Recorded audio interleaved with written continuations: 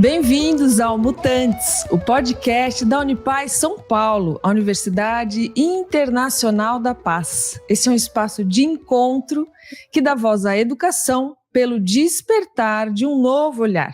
Olhar para o bem viver, para a harmonia e para a cultura de paz. Junte-se a nós e embarque nessa experiência rumo à plenitude do ser. Mutantes, a nova humanidade acontece agora. Agora, aqui e agora. Eu sou Vivi Amarante, cantora, compositora, educadora para paz, terapeuta transpessoal e aprendiz. E faço parte do Conselho Gestor da Unipaz São Paulo. E hoje eu estou muito feliz, assim, muito grata, muito honrada da gente estar abrindo aqui a nossa 7ª temporada do Mutantes, com essa convidada que tem... depois eu vou falar para ela, assim, porque eu não falei ainda... Porque além de eu admirar muito o trabalho da Pétria Chaves, que é com quem eu vou conversar aqui sobre escute o teu silêncio, tem algo assim na Pétria que é uma sensação, né? Assim, mais do que um lugar muito mental, eu acho que deve ser frequencial, que eu sinto desde que eu conheço o trabalho dela. E estou muito feliz que a gente vai conversar aqui hoje no Mutantes. Para quem não conhece, a Pétria Chaves é jornalista, escritora e âncora da Rádio CBN.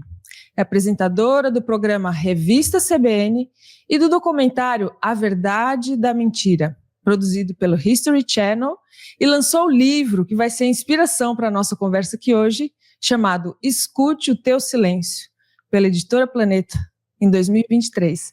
Pétria, minha querida, seja muito bem-vinda aqui ao Mutantes. Estou muito feliz com a nossa conversa. Eu sou apaixonada pelo silêncio e eu acho que é esse lugar que eu me encontro e me conecto com você, minha querida. Muito bem-vinda, você grande mutante atuante. Que alegria que a gente vai conversar aqui hoje.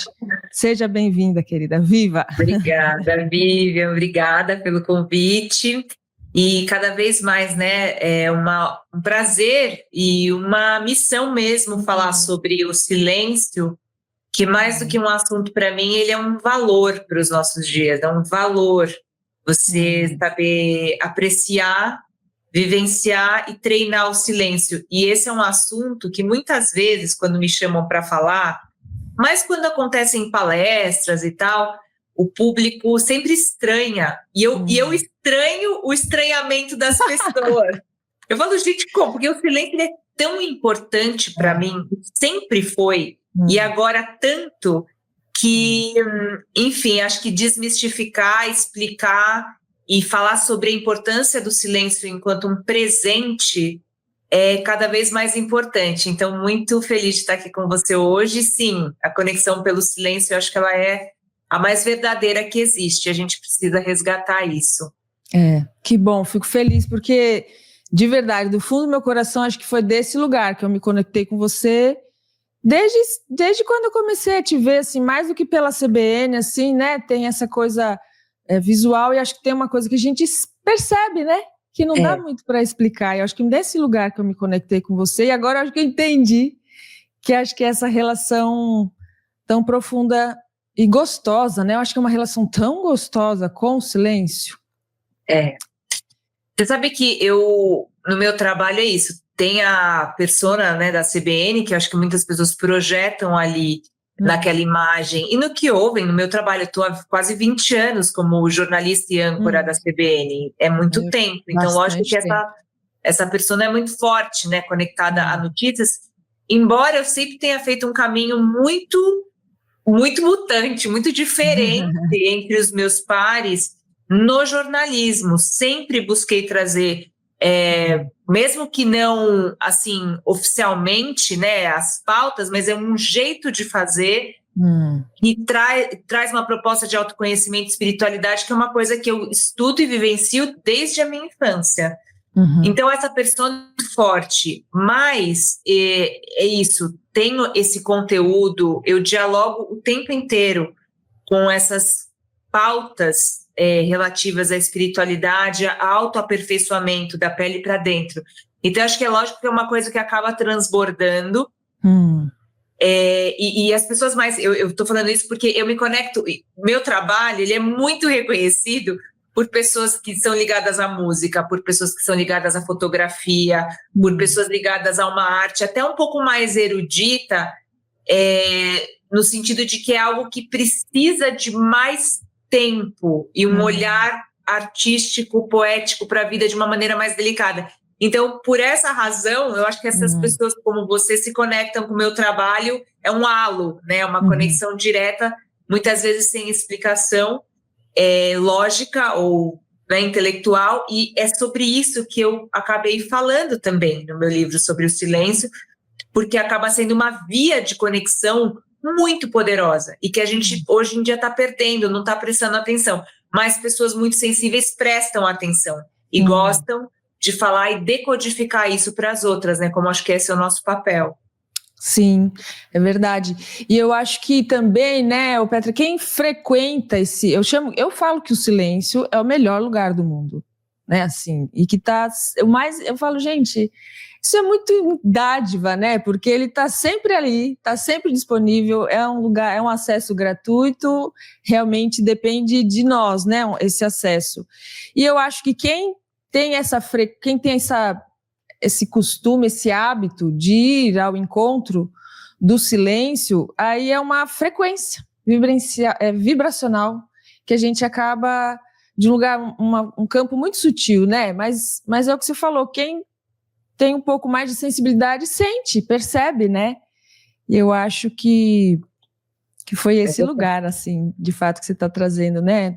Que as pessoas acabam se conectando aí desse lugar mais poético, apesar de você trazer tantos temas diversos e, né, da vida e do mundo, enfim.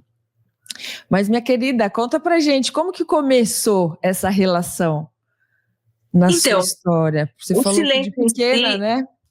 Você vê que a minha vida, ela é uma definição assim, do paradoxo. Eu acho que eu vivo sempre entre paradoxos, e não foi proposital. Você vê, né? Eu fiz, né? Realizei um documentário, A Verdade da Mentira. Escrevo um livro chamado Escute Teu Silêncio, né? Eu estou numa rádio de All News falando sobre silêncio e meditação, né? Enquanto as coisas acontecem na velocidade da luz. Meu nome é Pétria, Pedra e Chave. Então, assim, são coisas que não são propositais, mas elas acabam levando a gente para um caminho de perceber a poesia, a poética da vida, numa vida tão dura, né? Então, o silêncio, ele sempre fez parte da minha vida desde a infância, porque eu sempre gostei muito de ler. Livros são a minha vida, assim, minha casa é uma biblioteca. Eu brinco assim que aquela imagem, aquela cena do Harry Potter recebendo as cartinhas ali, sou eu recebendo livros, né? Tantos livros que eu compro, quanto livros que eu recebo das editoras. Então, ler sempre foi uma via de acesso para mim de transcendência, de misticismo, independente do assunto do livro, né?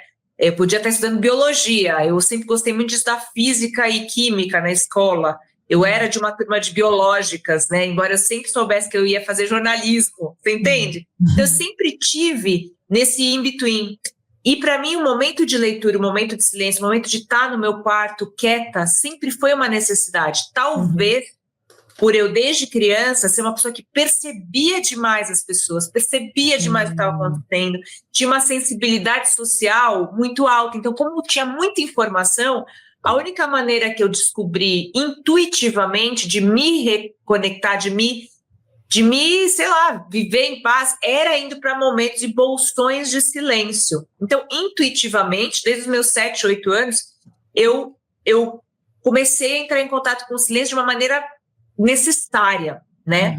E é engraçado que, ao crescer e perceber que as pessoas não tinham isso, é que foi a minha surpresa, porque para mim era uma coisa óbvia. Muito conhecida, claro. Muito necessária, porque às vezes a gente fala disso, né, Vivi? O silêncio. A pessoa já pensa, a pessoa vai fazer uma meditação, né? Eu preciso de estar em ambientes que me levem para o silêncio, restauradores, isso, como eu te falei, desde sempre. Quando eu tinha mais ou menos 14 anos, eu fui para Nova York, na casa de uma prima minha. Eu sempre conto essa história, porque tem esses momentos importantes, que são turning points, assim, são momentos muito importantes na nossa novela, né? No roteiro da nossa novela. E aos 14, eu fui para esse centro ela morava em Nova York, num centro de meditação e yoga, chamado Siddha Yoga, que é bastante conhecido, tem uma guru que é muito conhecido, Baba Muktananda, depois da Guru Maharishi de Vilassananda, e eu nem sabia o que era isso, mas fui para casa dessa prima. E lá, nesse momento, nesse setênio que estava começando na minha vida, importante, dessa jornada que ela se consolida, né? Aos 14 anos, eu fui para esse lugar. E lá, sistematizadamente, eu vi pessoas em silêncio que faziam o seva, né? O silêncio como serviço, sei lá, 10 dias em silêncio, 15 dias em silêncio.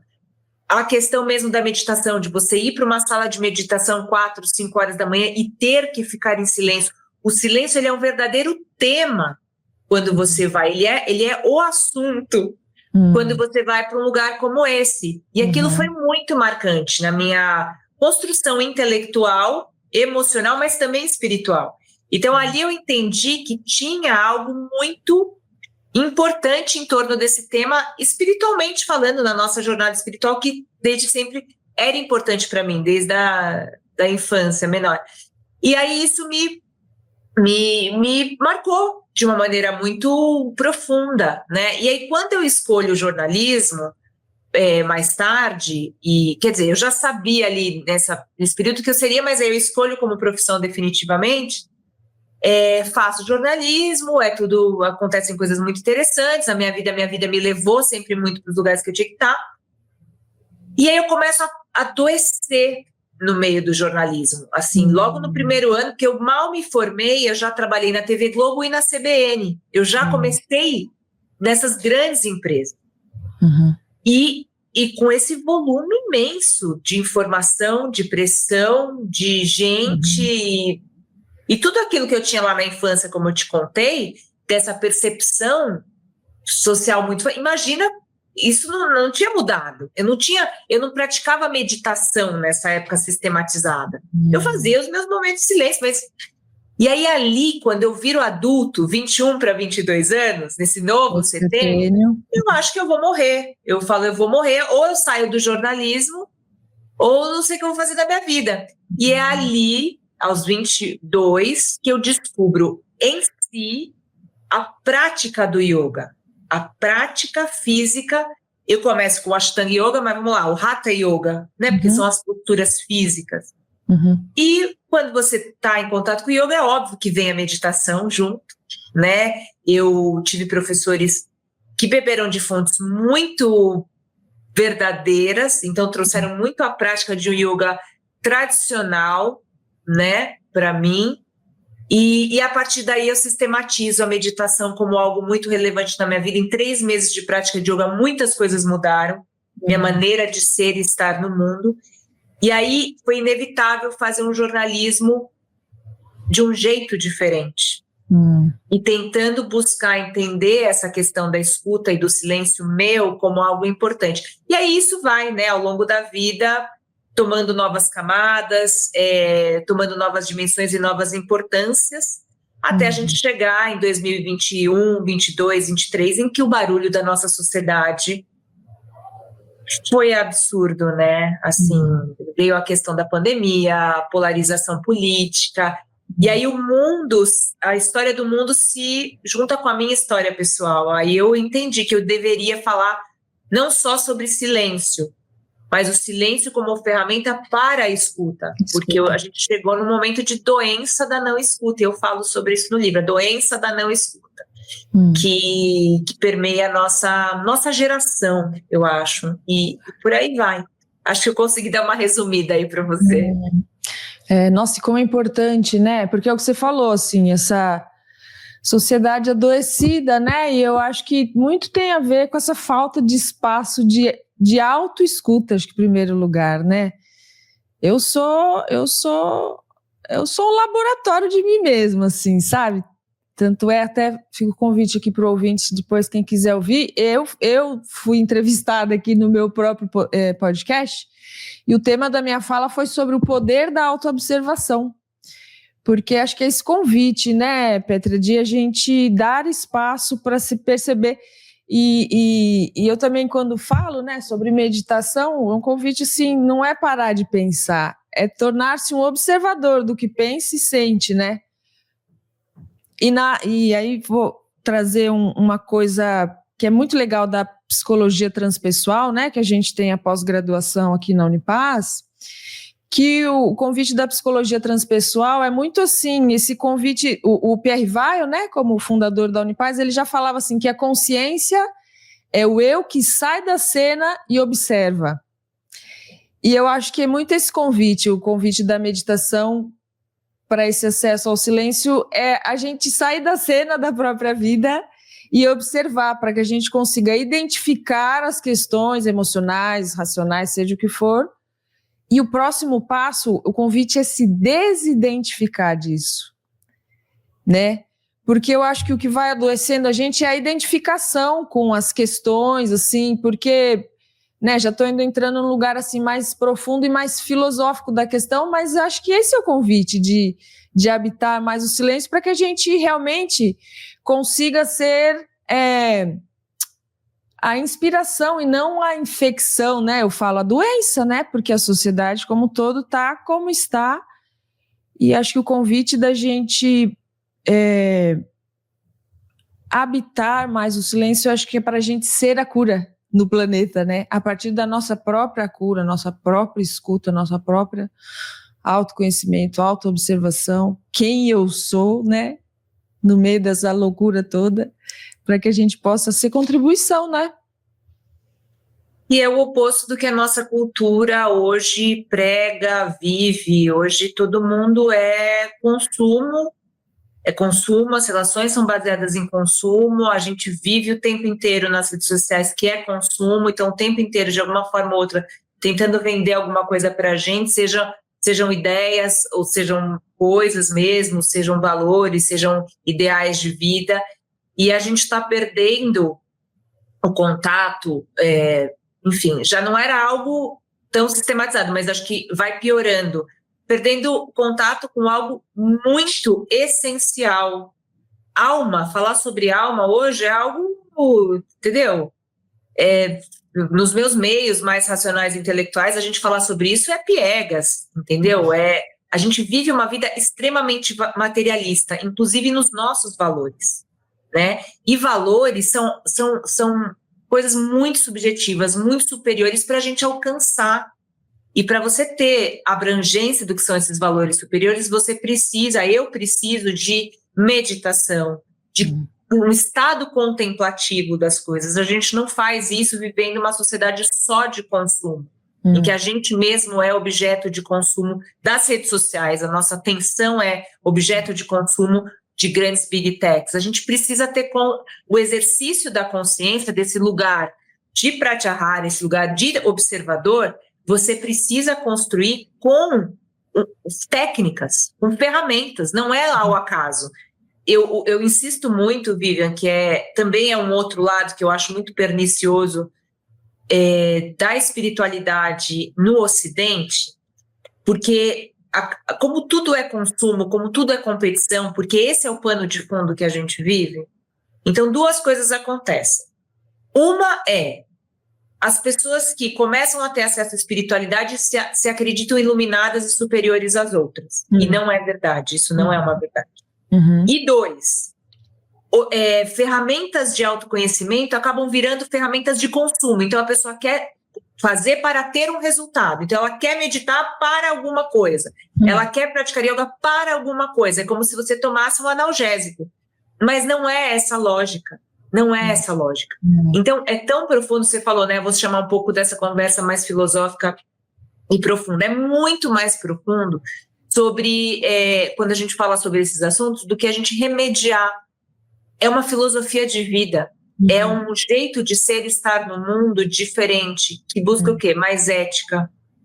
Ética com o meu próprio corpo, com a minha própria natureza. A partir disso, eu vou ter mais reverência e ética e respeito com o que habita fora de mim.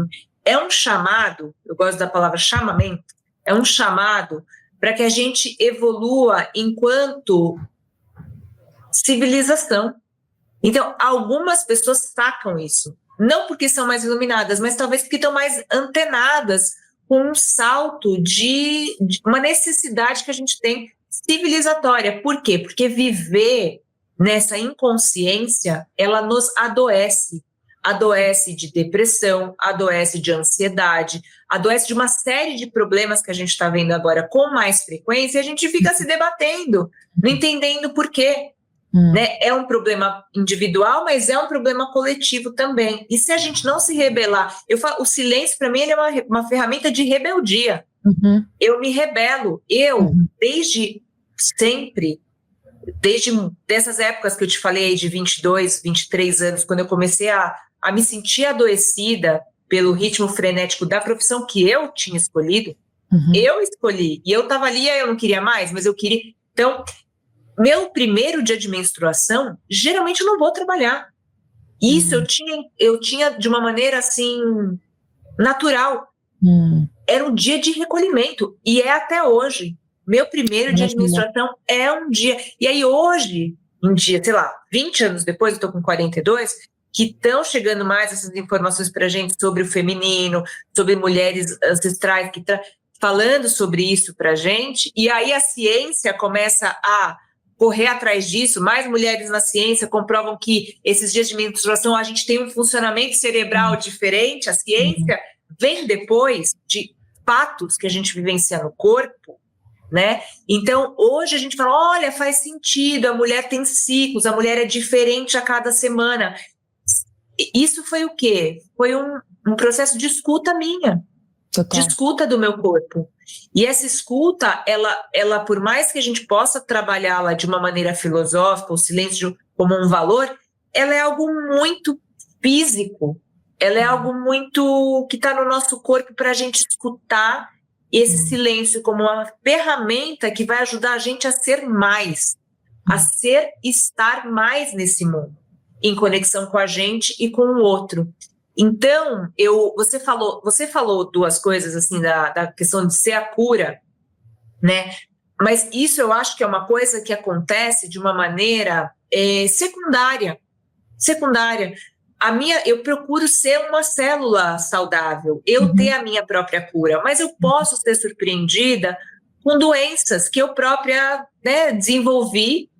E acho que se a gente passasse a se preocupar mais com a nossa cura pessoal, a cura do planeta, ela aconteceria por tabela, né? Esse é o grande mérito dessa escuta pessoal, que não é a escuta narcisista, não é a escuta que coloca a gente como agente mais importante no mundo, né? Não, é uma escuta delicada, que ela faz com que a gente se escute, perceba as nossas compulsões, perceba as nossas dores, perceba também as nossas belezas, né? Mas num segundo momento a gente consegue contribuir mais para o mundo. Tem o narcisismo, que também é uma armadilha dos nossos tempos, e tem muita gente procurando ferramenta de autoconhecimento para ser melhor que os outros, e a gente vê isso nas redes sociais. Então é o tempo inteiro lidar com essa linha fina dos paradoxos que permeiam a nossa vida. Por isso que o silêncio é importante e essa escuta interior. Sim. E você fala de novo aqui, traz o paradoxo, e eu acho que essa dança dentro de nós da consciência de eu ser um ser divino numa expressão humana, né? E assim, lógico, é o ego, é o ser humano que quer se cuidar para se amostrar, como diria minha avó, cearense, maravilhosa, se amostrar, porque se eu estou no meu lugar de consciência divina, se manifestando através do meu ser humano, né? É a consciência, né? A palavra ótima, assim, ela já resume. Eu adoro essa palavra. Né? Nossa Senhora, ela resume assim, porque outro dia eu ouvi também uma frase muito bacana, assim, que fala: quem é adulto espiritualmente falando, já foi muitas vezes taxado de egoísta. Muitas vezes. Não é? Muitas vezes. Porque,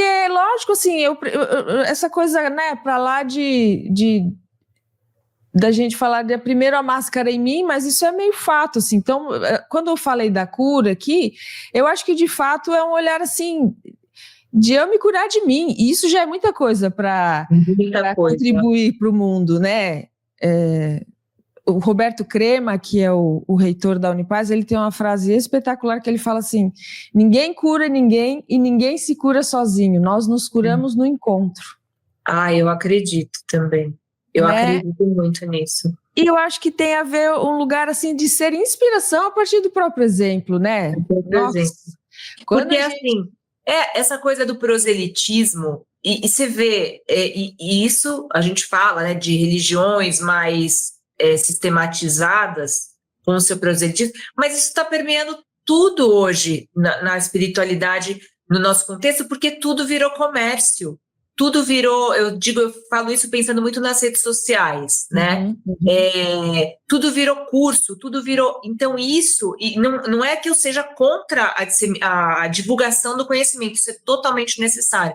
Mas o que eu estou falando é de um nível mais raso disso, que está nas redes e é uma atenção.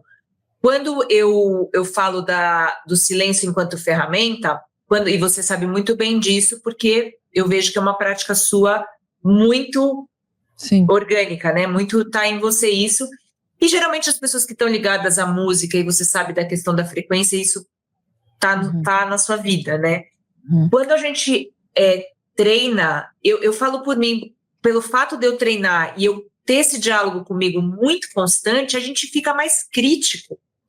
E o meu ponto em relação a tudo que a gente está falando é que a escuta, como ela é atenta, como ela é presente, ela te traz muita... Não é o julgamento... É o julgamento daquela carta do tarô, é o julgamento do discernimento. Ela traz discernimento para a gente. Então, o bom praticante, na minha visão, o caminhante da espiritualidade, ele é extremamente crítico, ele é extremamente audaz, porque a escuta traz para a gente um intelecto afiado. Então, além de tudo, seja no caminho da espiritualidade, ou seja no caminho profissional, ela traz para a gente discernimento e um intelecto afiado para a gente tê-lo à disposição para o uso, isso que você falou, para o uso de uma sabedoria divina. O silêncio traz para a gente o que é a sabedoria, vamos dizer, superior, se a pessoa não gosta do termo divino, mas uma sabedoria superior, que é a que eu acredito, né?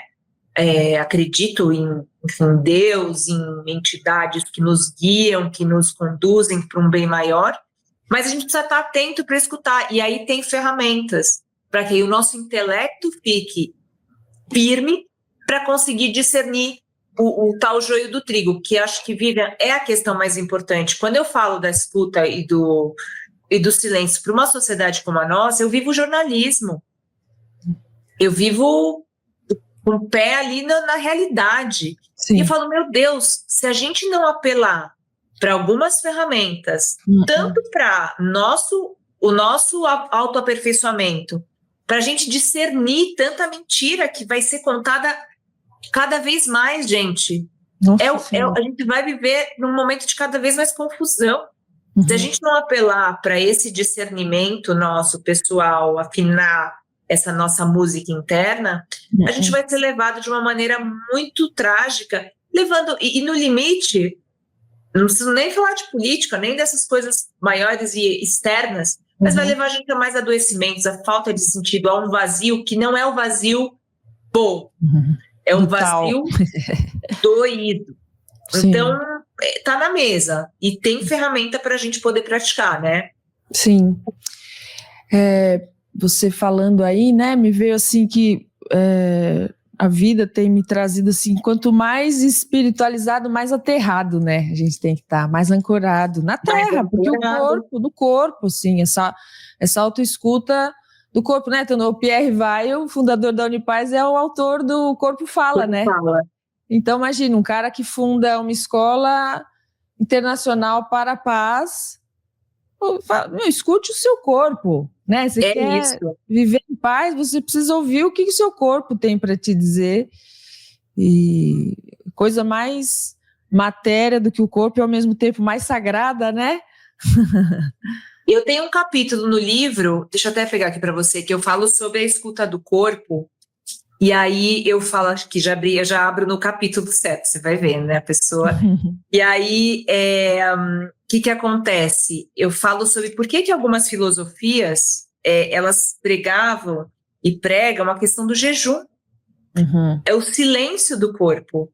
Para você, não é um jejum de penitência, como em versões mais modernas de religiões, que são calcadas no sofrimento, nessa penitência. Não estou falando sobre isso. É o jejum, e isso tem no yoga, tem no judaísmo, tem diversos. Os muçulmanos também praticam o jejum durante o Ramadã. Você silencia o teu corpo. Que bonito. De tempos em tempos. Né? No hinduísmo, a gente tem o Ekadashi, tem as luas, 10 dias depois de lua nova e lua cheia, tem um dia de jejum ou de uma fruição muito leve para você conseguir resetar o teu sistema corpo. E isso que você falou é perfeito, porque eu cada vez mais acredito nisso. Sem o corpo não há espiritualidade. Total. Não há. Então, como a gente trabalhar, eu falo nos capítulos aqui, como é que a gente pode silenciar o corpo para escutar a nossa alma e usar o corpo como veículo para essa escuta. Então, nada mais adequado, né?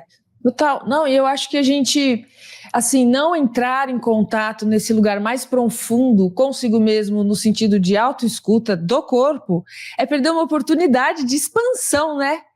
Da própria consciência mesmo, nessa experiência humana aqui, porque, gente, a gente é tão mais poderoso do que a gente tem a consciência, e se a gente, como você falou aí, tem muita ferramenta, e que se a gente se apropriar disso com consciência e com boas intenções, gente, a gente pode ir muito além, né?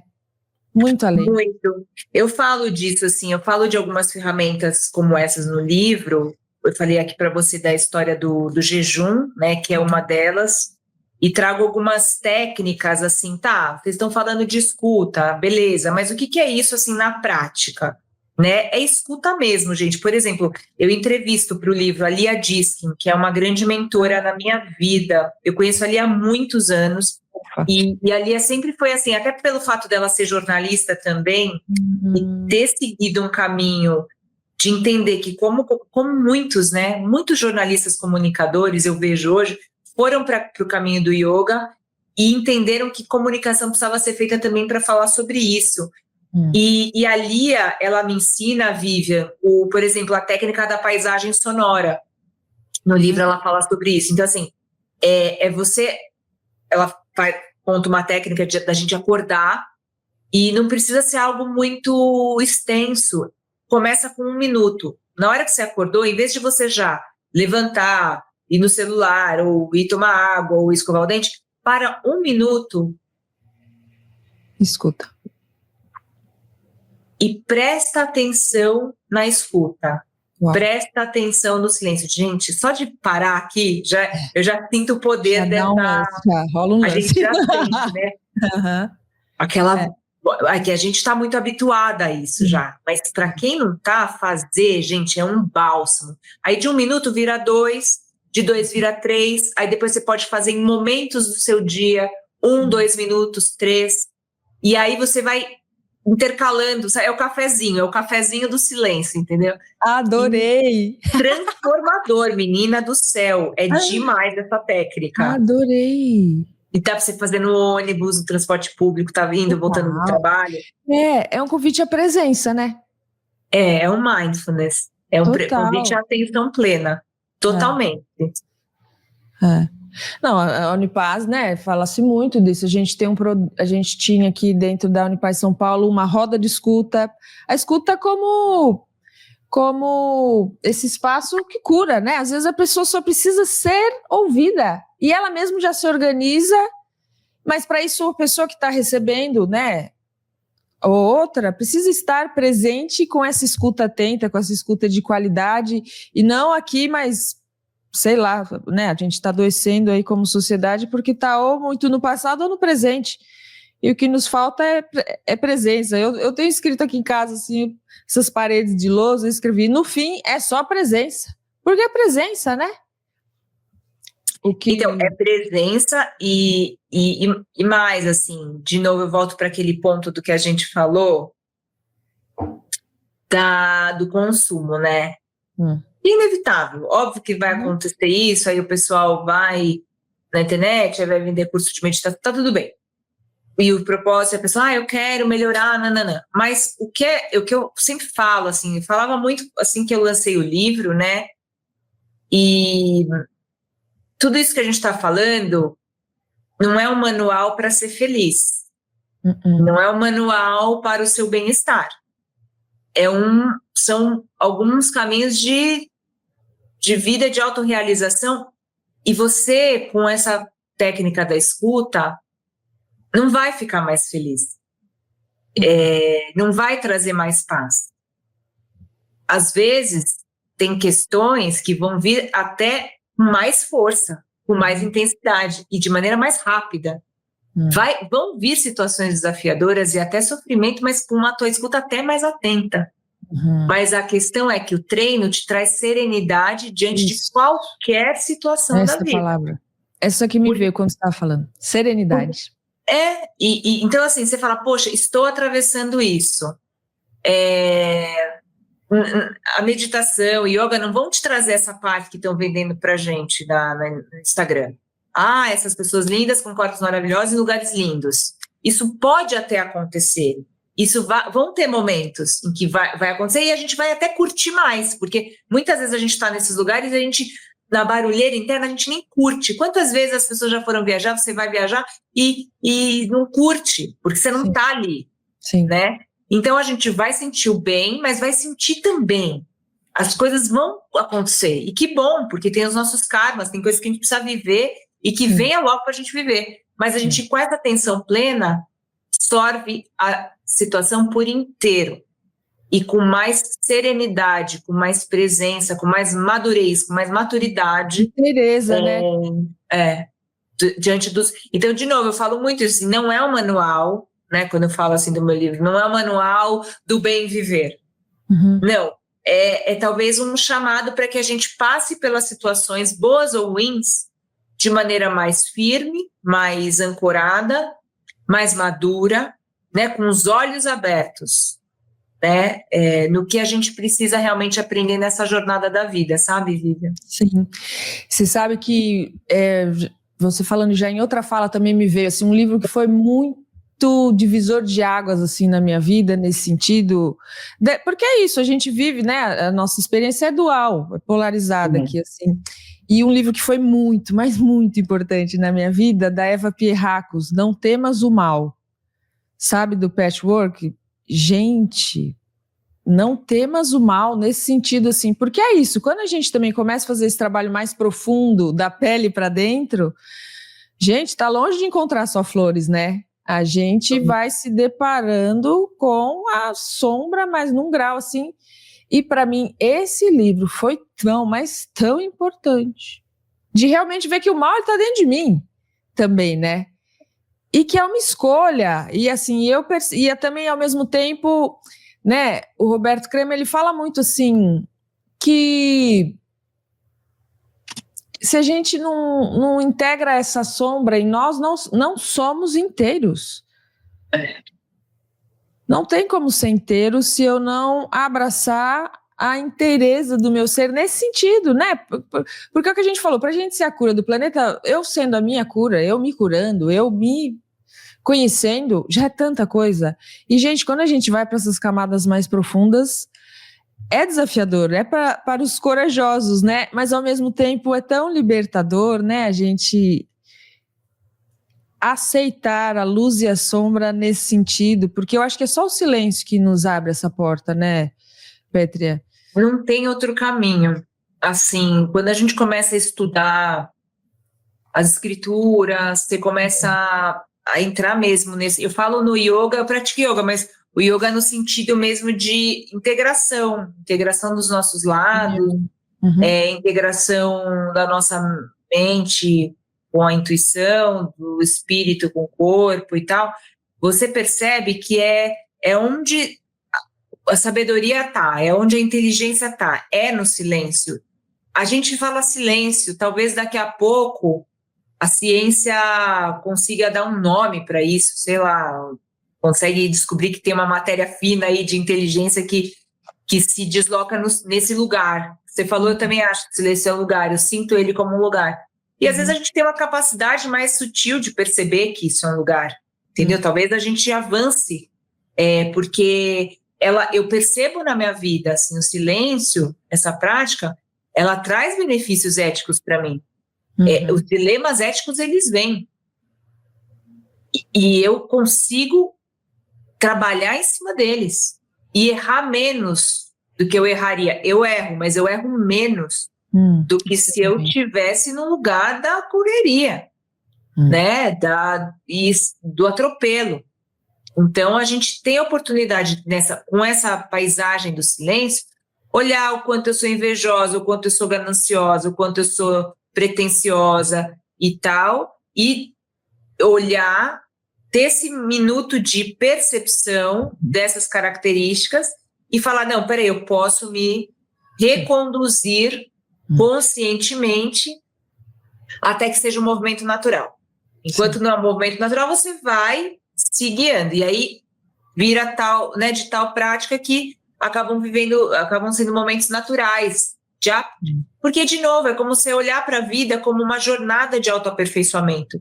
A vida não é mais a vida para você levantar, acordar, dormir, comer, trabalhar, né, dormir de volta, e aí esse ciclo infinito de dorme e acorda, né, que até hoje as pessoas precisam de remédio para dormir e acordar e beber a base de estimulante. Pelo amor de Deus. Sabe, eu estava conversando com uma amiga no mercado financeiro, achando que era só uma hipótese minha, e ela falou, Pétria, é assim em todo o meu departamento, estou com uma receita médica para a qualquer momento pegar meu antidepressivo. Ela estava resistindo a pegar seu antidepressivo. Então não é uma hipótese, é uma realidade para muitas, né, em muitas situações.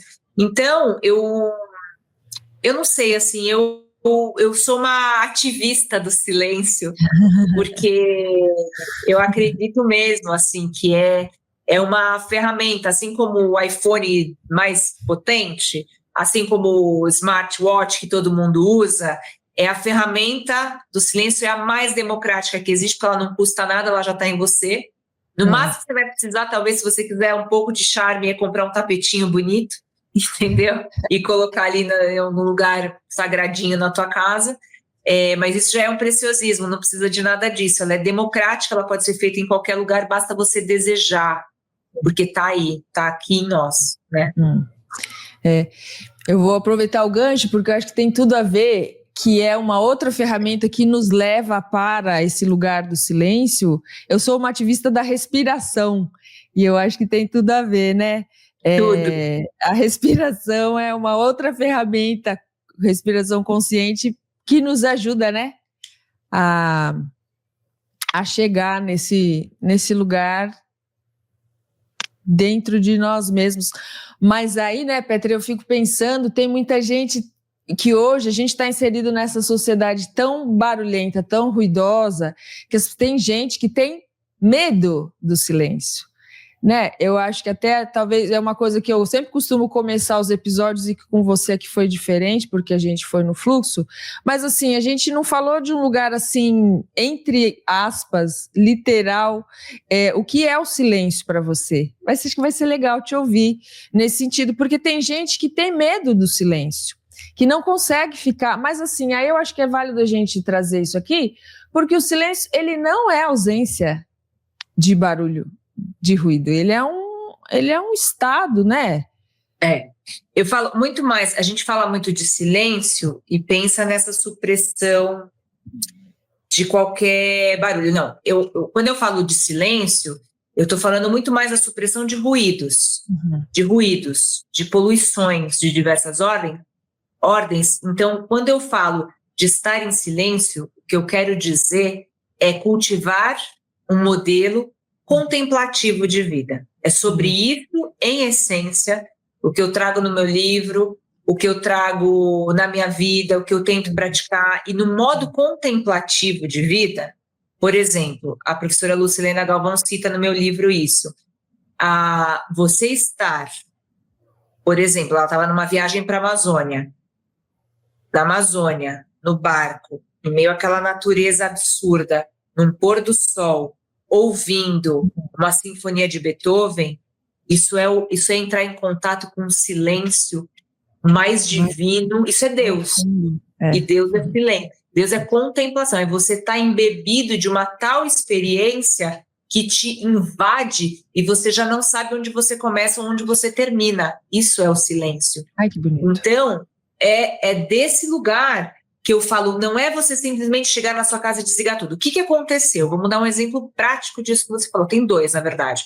Eu entrevisto também para o meu livro, a gente tem uma conversa linda, o filósofo Luiz Felipe Pondé, que eu adoro. Ele é super controverso, eu discordo de várias coisas do que ele fala e é ali que a gente se entende. E ele fala assim, Pétria, para muitas pessoas, ouvir o silêncio é um filme de horror, é um filme do Bergman, é um filme é o Psicose, sabe assim, tenso. Porque a gente tem muitas camadas, sabe assim, quando eu falo camada, eu fico imaginando assim, aquelas camadas de areia, de sujeira, de argila, que a gente vai criando desde criança, e eu falo disso no comecinho do livro, para não se escutar. Então, eu quero fazer determinada coisa, sou ensinada que o certo é fazer a outra. Eu quero fazer, eu tenho uma opção em relação a uma coisa e falam que o certo é outra. E às vezes eu nem tenho aquela escolha, mas foi tão oprimida em mim que eu tenho medo se caso eu venha ser isso. Então, são tantos fantasmas que moram nos porões da nossa mente, da nossa psique, Sim. E um momento de silêncio, ele já faz vir tudo à tona, e vem mesmo. Então, muita gente na pandemia, isso é clássico, eu recebi a mensagem sobre isso, porque eu continuei com o meu programa ao vivo durante a pandemia, falando sobre questões da mente, e muita gente mandava, surtou, começou a meditar, surtou, porque aí abriu a caixa de Pandora. E a Monja Coen me explica no livro. Ela fala, você mergulha numa piscina de 10 metros de profundidade, tem um bom instrutor, tem um bom professor, não faça isso com a sua mente, porque mergulhar nas profundezas da nossa psique não é uma coisinha banal, não é, nós precisamos de instrução. Eu sempre tive instrutores para mim no yoga. Acompanhamento, né? De acompanhamento, né? De acompanhamento e ensinamento. E ensinamento de como lidar com as coisas que vêm, porque vem coisas que você não sabe lidar, até porque a gente está muito anestesiado. Então, não é só uma questão do medo, mas é uma questão de abrir um porão, que você não sabe o que pode sair dali. Precisamos de um acompanhamento. E hoje a gente também vive muito essa questão, iconoclasta e tal. Precisamos de professores bons, que tenham vivido isso, para que a gente possa ser iniciado, no melhor dos sentidos dessa palavra, nessa grandiosidade do silêncio, da meditação, né? Então, eu já faz 22 anos que eu estou nessa jornada consistente. E ainda eu me pego me achando um nada, entendeu? Uma amadora. E talvez eu sempre vá me achar assim, porque não tem onde chegar. Tem a prática do dia a dia. Né? Então, assim, quando eu falo da ferramenta do silêncio, eu falo para a gente conquistar um estado mais contemplativo. Eu tinha muita angústia de estar num lugar lindo e estar me sentindo infeliz, não estar conseguindo acessar o milagre da vida, porque o meu interior estava completamente desorganizado. Idoso, então, né? A ferramenta do treino desse silêncio, que é o estado contemplativo, me faz conseguir ter muitas plantas na minha casa e saber o valor disso, me conectar com essa beleza, me faz ser sensível à beleza, me faz olhar para uma cidade tão cinza como São Paulo e falar, por que a gente não cria cidades mais bonitas, cidades que alimentam a nossa psique de uma outra forma? Então a gente fica mais, por isso que eu te falei, a gente fica mais crítico, porque o estado contemplativo, ele traz para a gente um canal de extrema demanda, de ter uma vida com poesia. A poesia, ela é necessária, a beleza, ela é fundamental, assim como as nossas evoluções científicas são fundamentais. A vida contemplativa, ela faz a gente, de fato, ser e estar no mundo. Quanto menos a gente tiver isso, mais adoecimento, mais suscetível a gente vai ser a ser um produto de big techs, de gente que quer comprar o nosso olhar ou comprar a nossa alma, sem que a gente perceba. Então, eu acho que, na verdade, o silêncio para mim, ele é a ferramenta fundamental, a ferramenta visceral, para que eu entre nesse estado contemplativo, que é o estado que me dá a verdadeira sabedoria de que eu estou viva e de que viver é um milagre. É isso. Que bonito. Fiz a vontade de fazer um minuto de silêncio aqui, sabe? Assim, só para integrar e deixar a informação entrar nas células. É muita coisa. É muita coisa. E é simples, né? Mas você vê que é simples, mas é profundo. Total. É suave, mas é denso. Então, é um assunto que é para investigação pessoal de cada um. Total. Não, e eu acho que a gente falou aqui em algum momento, você trouxe uma palavra que eu acho que ela é fundamental nessa busca, digamos assim, né? Porque às vezes pode ser realmente uma busca. O cultivo, né? É o cultivo. Tem que regar todo dia ali, ó. Tem que sustentar. Não é sobre a meta, é sobre o hábito, né? É sobre a prática ali, é o sadhana, né? Ali todo dia você tá ali, mesmo que e dias, e mulheres somos cíclicas, mas os homens também, né? Então, quer dizer, não importa, o lance eu acho que é um compromisso consigo mesmo, né, Petra, de estar ali. Ali, não dá hoje 20 minutos, fica 5, fica 3, fica 1, como você falou, para acordar e fazer esse grid de largada, seja em outra frequência, né? É alcançar uma frequência, porque a gente vai viver, né, o sono, enfim, tudo que a gente está processando, é uma jornada de autoaperfeiçoamento. Eu abri uma página aqui do meu livro de cabeceira, que até vou falar dele nos próximos dias nas minhas redes sociais, que é o Karma, do Sadhguru, né? Esse livro, ele é um livro que muda vidas também, assim. E aí ele fala assim, eu abri nessa página agora, ele fala assim, a vida não pode ser possuída. A necessidade de possuir a vida é responsável por muito sofrimento nesse planeta. Digamos que você conheça alguém e diga, amo você. É muito gostoso durante 3 dias. Então, você acha que tem que capturar esse amor. Bom, aí você acaba com um casamento. Não há nada de errado nisso. Mas a beleza da experiência,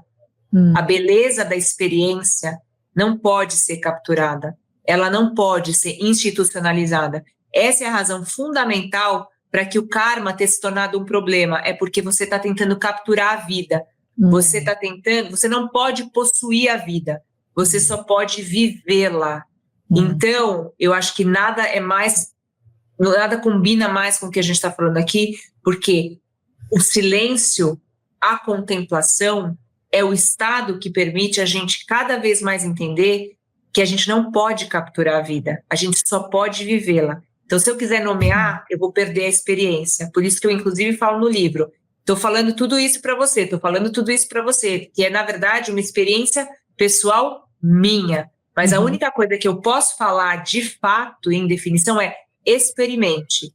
Experimente os benefícios e como isso reverbera em você e se torna uma experiência viva na sua vida. É só o que a gente pode falar, né? Viva, viva, viva, esse é o convite, ai que maravilha, né? Você falando aí, me veio assim, né, tem uma coisa que tá mudando tanto a chave assim para mim, e tem muito a ver com o que você falou aí, Petra. Uma é assim, estar nesse mundo sem ser desse mundo, né? Não vai dar para aprofundar, porque eu acho que isso aqui já abriria um outro episódio, mas isso foi uma coisa que me veio. E a outra foi assim... Ai, menina, sério, isso está mudando muito a minha chave e eu tenho tentado transmitir o máximo possível, porque quando a gente entende isso, também tem muito a ver com o que você falou, que assim, a vida não é sobre você, a vida quer se manifestar através de você. Gente, eu acho que quando a gente entende isso, abre-se uma dimensão tão mais... não só mais ampla, mais expandida em si, mas assim, tão maior, assim, nossa, sério, é que eu acho que isso aqui já dava outro episódio, né? Vamos ter que deixar para uma outra conversa. Porque eu falo. combinadíssimo, porque, meu, delicioso, e é sobre isso, assim, gente, a gente está aqui de passagem, né? Como seria fazer dessa experiência mais consciente? Porque a gente falou da palavra serenidade, para mim, ô Pétria, felicidade está muito mais ligada à serenidade do que qualquer outra coisa. É um estado, é muito um caminho do meio, né? Muito mais equilibrada. E eu acho que a autorrealização, eu trabalho muito assim, né? Minhas mentorias são sobre autorrealização. E lógico, é um cultivo que não é uma autorrealização de uau, de conquistas, que é também. Porque a gente está nessa matéria e está tudo certo, mas é muito mais sobre uma conquista interna. E com certeza tem muito mais a ver com conquistar esse silêncio, mundo adentro. Eu vejo que quando você fala assim, eu vejo muito que é como se fossem mesmo. A gente vive a gente começou a conversa falando de paradoxo, né? E esse é o paradoxo talvez primordial. Eu tenho a sensação que a gente vive como se fosse mesmo uma vida dual, que a busca é integrar, assim, é como se eu quisesse, por meio desse estado contemplativo, ouvir a sutileza de um eu maior, para que eu possa desempenhar esse eu maior na Terra. Através. Entendeu? Então, assim, ir afinando esse instrumento para que cada vez mais a pétrea seja a tradução do que é essa pétrea aqui. Isso. Entendeu?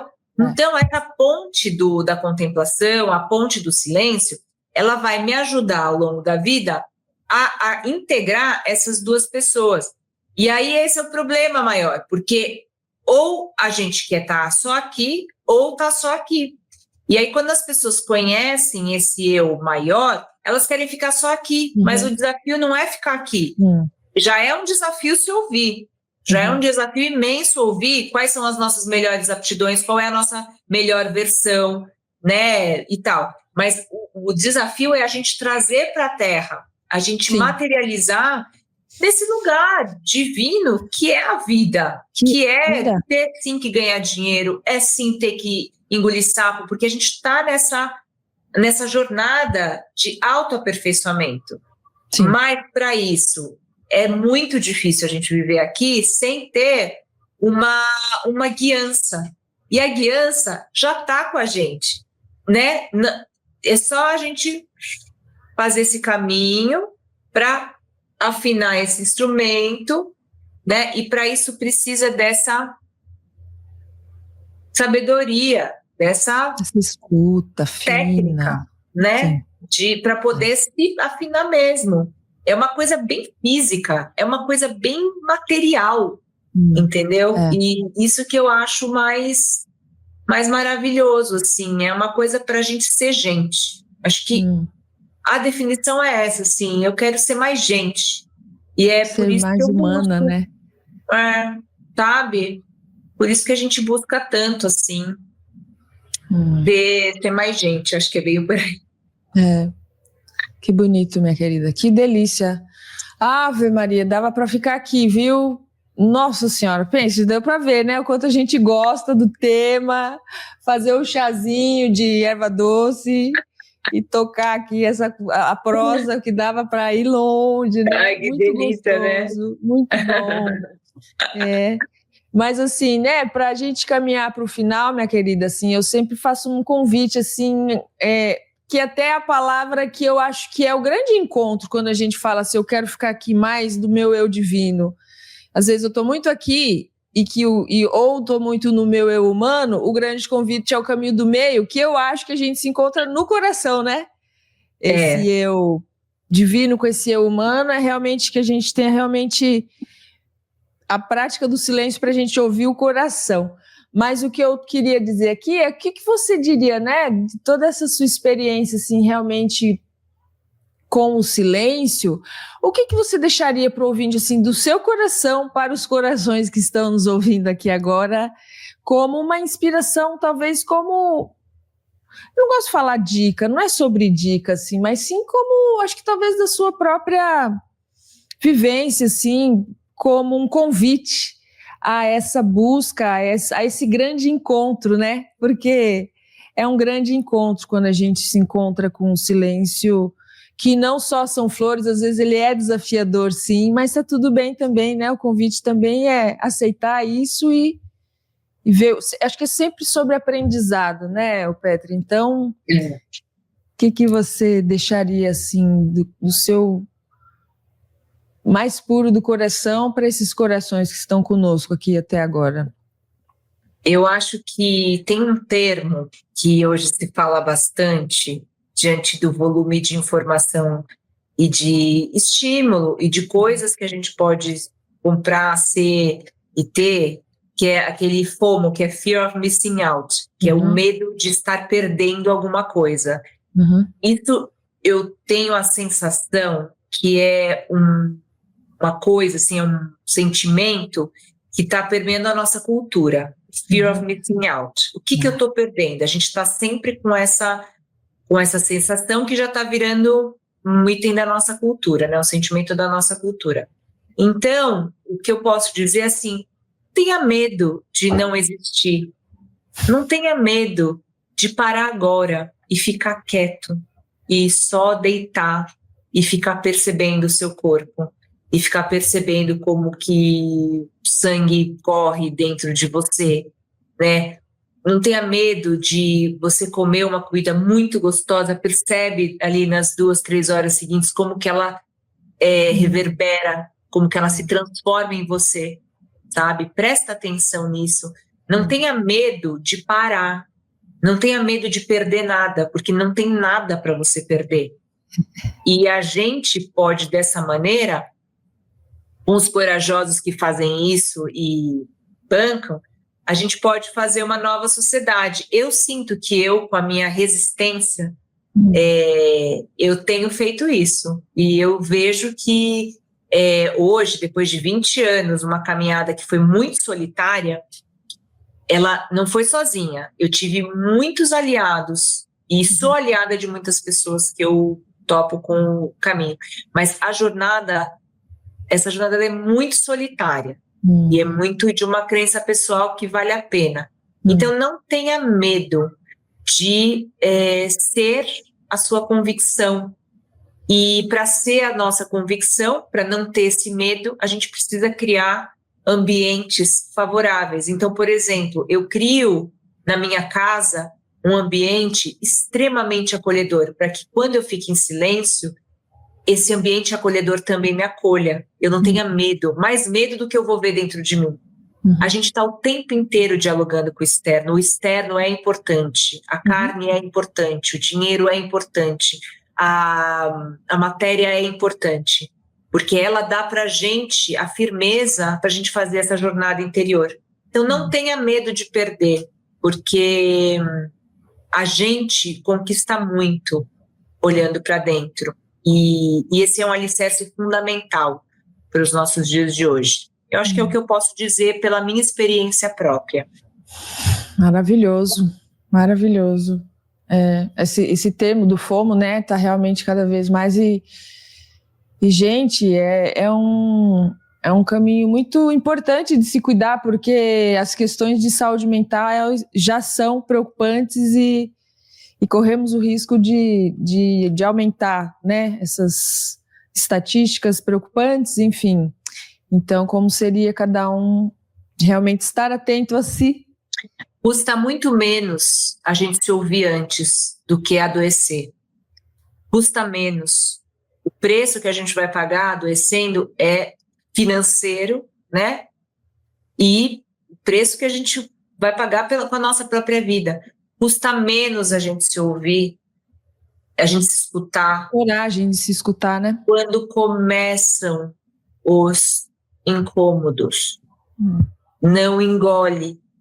Vai estudar você mesmo para ver o que é, né? Nem que seja descobrir que realmente as escolhas que você fez lá atrás foram erradas, mas você tem tempo, existe tempo para você fazer as escolhas certas, mas é preciso desse lugar de tranquilidade, esse lugar de contemplação, sabe?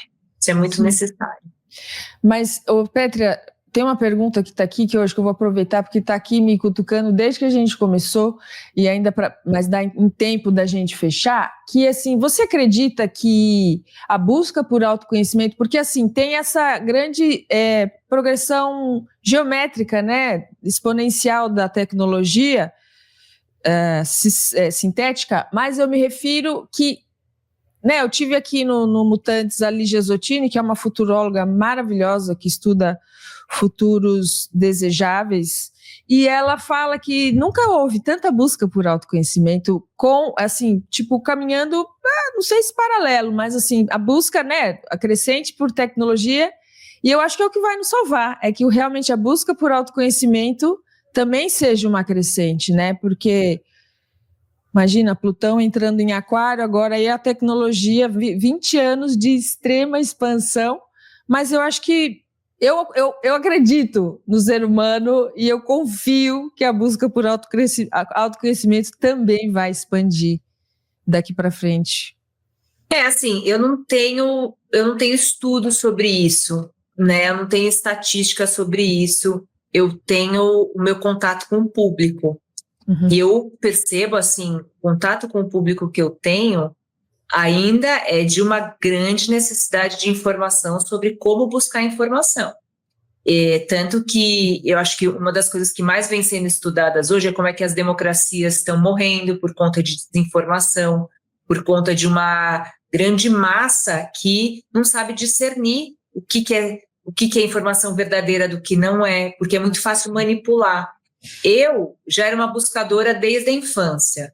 A internet, no meu ver, ela é maravilhosa. Só que assim, por exemplo, um dos meus autores favoritos, que é o Yuval Harari, ele fala assim, ele já não é tão otimista quanto a interessada. Ele fala assim, hoje a gente tem um investimento de bilhões em tecnologia.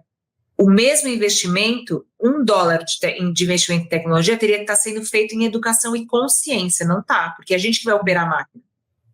Não é essa mesma proporção. Então, daí a gente já tem uma visão e uma não equivalência, né? E aí, eu também, em cima de dados, eu falo o quê? Isso dados de OMS e Ministério da Saúde. A gente tem um número crescente exponencial de males de ansiedade, depressão e burnout. Isso não é só porque as pessoas estão infelizes no trabalho, é que você tem uma dosagem muito equivocada de dopamina, de efeitos colaterais dos estímulos das redes sociais. Tem uma série de coisas envolvidas, também má alimentação e tal. Então, quando eu falo de busca, quando eu falo de tecnologia, eu acho que a tecnologia, sim, ela é um grande portal, como nunca antes na humanidade. Mas, ao mesmo tempo, mesmo os buscadores, por isso que eu fiz questão de te falar aqui no começo, do proselitismo, eu vejo muitos conteúdos sobre espiritualidade nas redes, que eu não compro. Que eu falo, isso para mim não serve. Porque isso para mim o meu livro é considerado um livro de autoajuda. Eu acho que é o pior que a gente tem de autoajuda, porque é uma autoajuda para vender. E esse é o caráter pernicioso. Por isso que eu te falo assim, para mim a única saída é para dentro mesmo.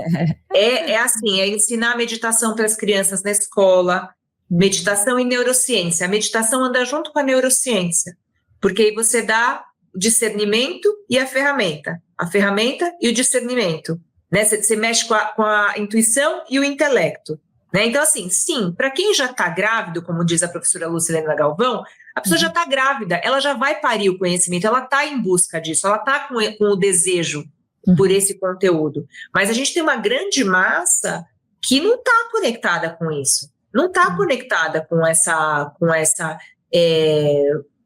essa ideia.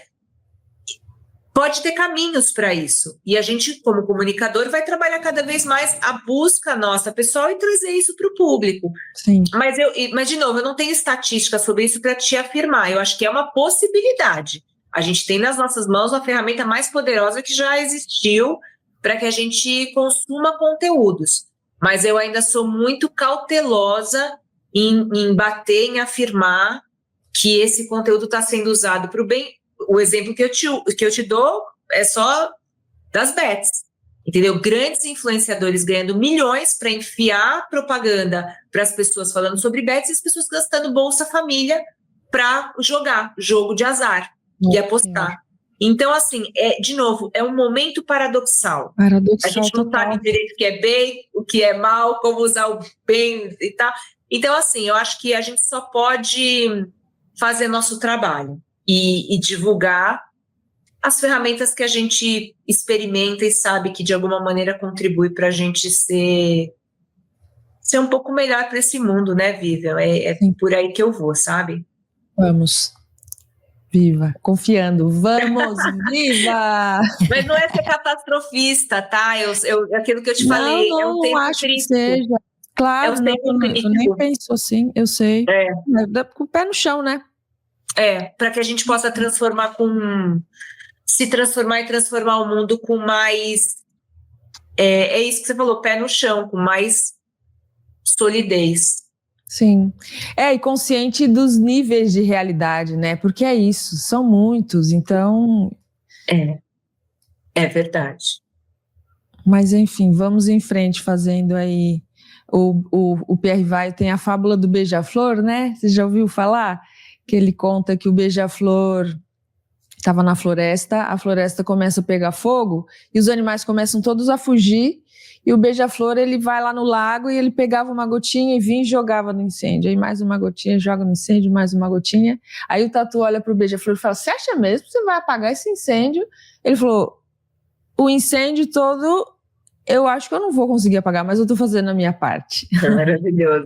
Maravilhoso. Então fica o convite aí pro despertar dos beija-flores que nos habitam, né?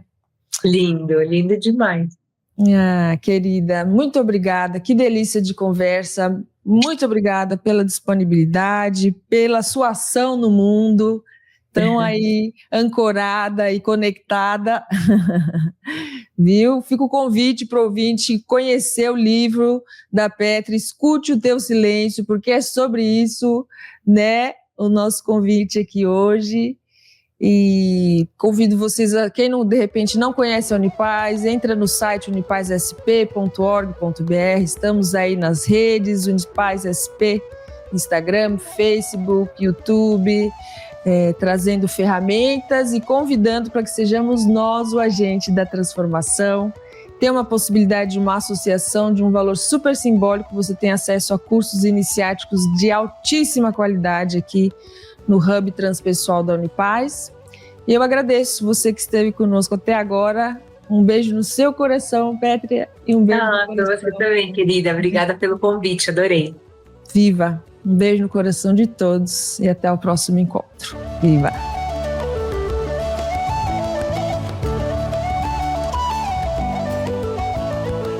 O podcast Mutantes é uma realização Unipaz São Paulo. Produção Dharma Rocks e Vivian Amarante. Apresentação e roteiro Vivian Amarante. Edição Rogério Diniz. Trilha sonora Bruno Maia.